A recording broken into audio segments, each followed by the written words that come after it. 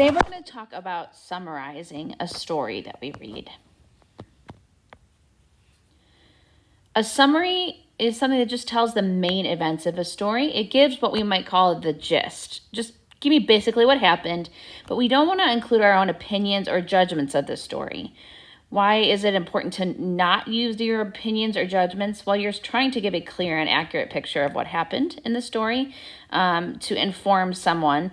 So this isn't a time to give your own review of the story or your own thoughts. Really just what happened.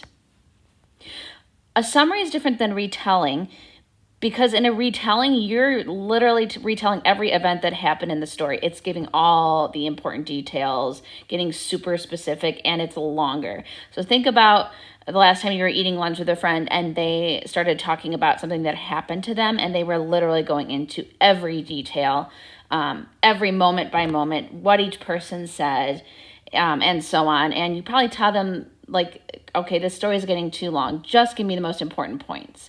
A summary, again, is just covering the most important details or the main events, not the little details. So we're going to talk about how to write a summary. We're going to use a funny phrase, somebody wanted, but so then. But it makes for a really simple way to take all of the details from a story and just condense them down to the most important things. Somebody wanted, but so then.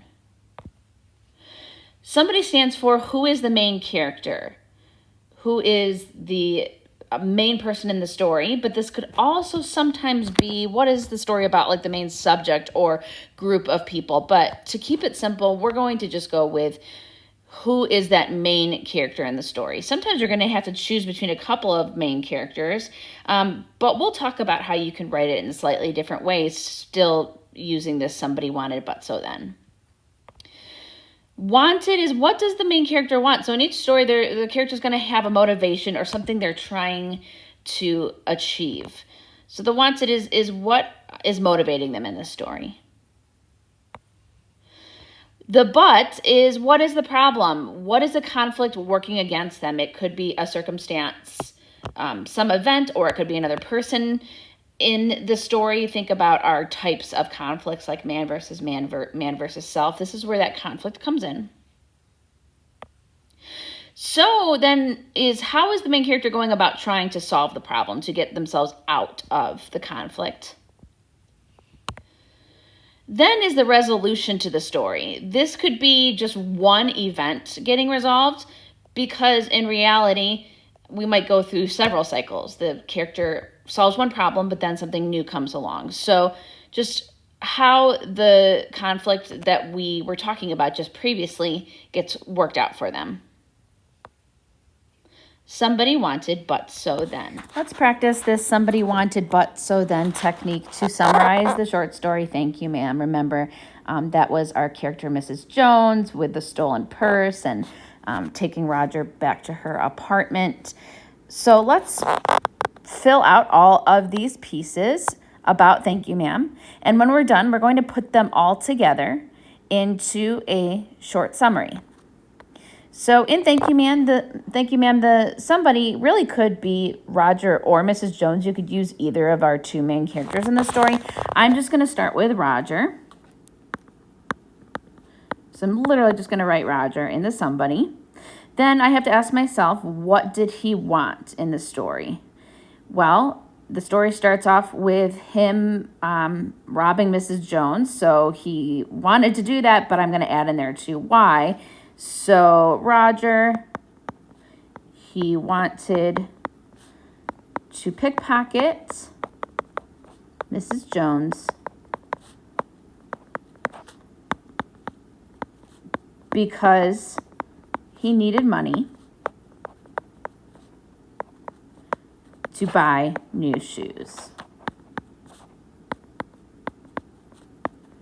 So this was Roger's motivation in the story. The but is the conflict that comes along for Roger. So even though his motivations were not good, he was going to commit a crime, Mrs. Jones does cause a problem for him.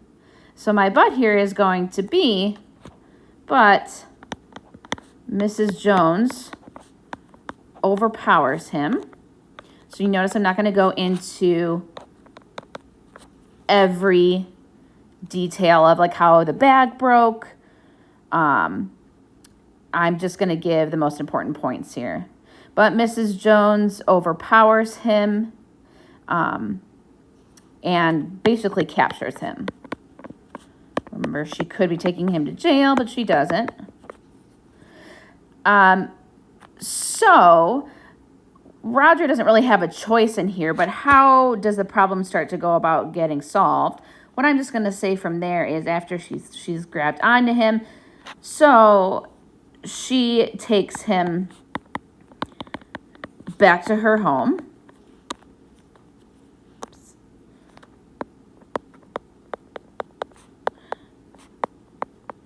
She takes him back to her home. And feeds him and washes him. Or I'll say, and has him wash up. And remember, Roger sort of went along with this because he didn't feel like he had a choice. And then our then would be how we're sort of leading to resolving the conflict, if we remember in the story.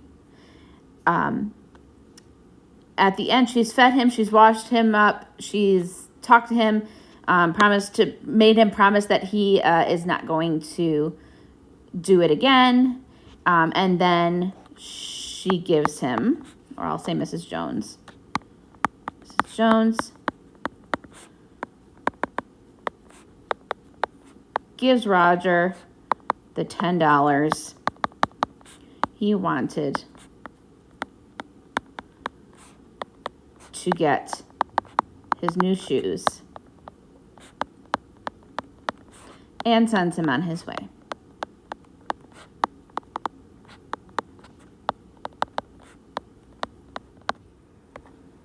So then when you are all done filling out that top part,